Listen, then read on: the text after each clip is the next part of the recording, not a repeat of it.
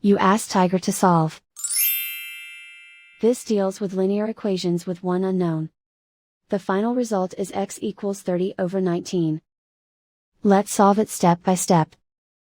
Simplify the expression. Simplify the fraction.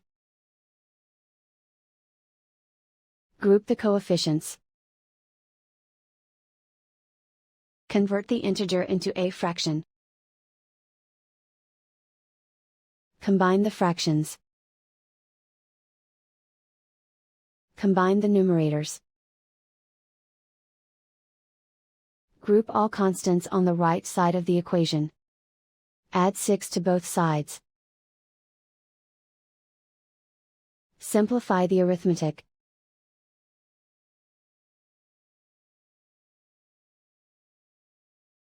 Isolate the x. Multiply both sides by inverse fraction 5/19.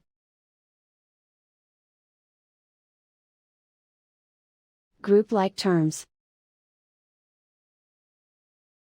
Multiply the coefficients. Simplify the fraction. Multiply the fractions. Simplify the arithmetic. And so the final result is x equals 30/19.